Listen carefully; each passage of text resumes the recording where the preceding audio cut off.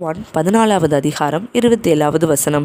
சமாதானத்தை உங்களுக்கு வைத்து போகிறேன், என்னுடைய சமாதானத்தையே உங்களுக்கு கொடுக்கிறேன். நம்ம பைபிளில் சுமார் 272 பேர் கர்த்தரை குறிக்கிற பெயர்களாக இருக்கிறது. இதில் 700 இயர்ஸ்க்கு முன்பாகவே ஏசாயா தீர்க்கதரிசி கர்த்தருக்கு சமாதான பிரபு அப்படின்னு ஒரு பேர் வைத்திருக்கிறார். ஸோ 3 வகையான சமாதானத்தை பற்றி இன்றைக்கி நம்ம பார்க்க போகிறோம்.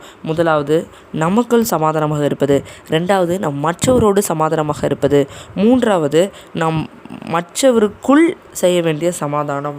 ஃபஸ்ட்டு நம்மளோட தனிப்பட்ட வாழ்க்கையில் நம்ம சமாதானமாக வாழ்வது மிகவும் அவசியம். வசனம் சொல்லுகிறது, துன்மார்க்கனுக்கும் பாவம் செய்பவனுக்கும் சமாதானம் இல்லை என்று.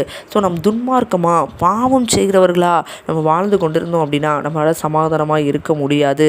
நம்மளோட பாவங்களை அறிக்கை செய்து கர்த்தரை விசுவாசித்து நம்ம அவரை ஏற்றுக்கொள்ளும் பொழுது நம்ம அந்த தேவ சமாதானத்தை பெற்றுக்கொண்டு வாழ முடியும். உலகத்தில் உள்ள எந்த நபரோ எந்த காரியமோ கொடுக்க முடியாத சமாதானத்தால் கர்த்தர் நம்மளை நிரப்புவார். இரண்டாவது நம் மற்றவரோடு சமாதானமாக இருப்பது. வசனம் சொல்லுகிறது, கூடுமானால் உங்களான மட்டும் எல்லா மனுஷரோடும் சமாதானமாக இருங்கள் என்று.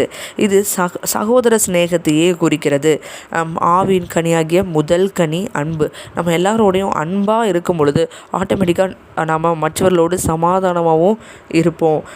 ஒவ்வொரு நாளும் நம்ம தியானித்து இன்றைக்கி என்ன தவறு செய்தோம், ஏன் நம்ம அந்த இடத்துல கோவப்பட்டோம், நம்ம ஏன் அந்த இடத்துல எதிர்த்து பேசணும், ஸோ இது தவறு அப்படின்னு நம்மளே திருத்தி கொள்ளணும் அப்படின்னு சொல்லி கர்த்தர்கிட்டையும் நம்ம மன்னிப்பு கேட்டு சம்மந்தப்பட்டவங்களையும் நம்ம மன்னிப்பு கேட்டு இந்த தவறை நான் இனி செய்யக்கூடாது அப்படின்னு நம்ம முடிவெடுக்கும் பொழுது கண்டிப்பாக நம்மளும் சமாதானமாக இருப்போம். நம்மளை சுற்றி இருக்கிறவர்களோடும் நாம் சமாதானமாக இருப்போம்.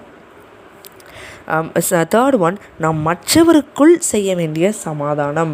வசனம் சொல்கிறது, சமாதானம் பண்ணுகிறவர்கள் பாக்கியவான்கள், அவர்கள் தேவனுடைய புத்திரர் எண்ணப்படுவார்கள் என்று. ஸோ நாம் 2 பேர் நம்ம சண்டை போட்டால் ஒன்று சொல்லுவாங்க, ஒரு பழமொழி, ஊர் 2 பட்டா கூத்தாடிக்கு கொண்டாட்டம் அப்படின்னு சொல்லி.